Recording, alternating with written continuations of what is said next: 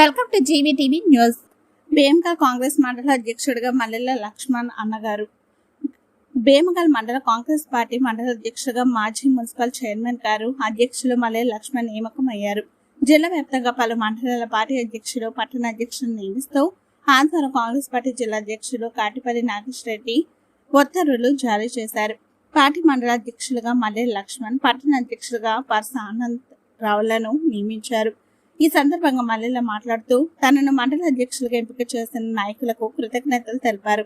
మండలంలో కాంగ్రెస్ పార్టీ బలోపేతం ధ్యేయంగా పనిచేస్తానని అన్నారు. తనపై నమ్మకం ఉంచి బాధ్యతలు అందజేసిన నాయకులకు, కార్యకర్తలకు కృతజ్ఞతలు తెలిపారు.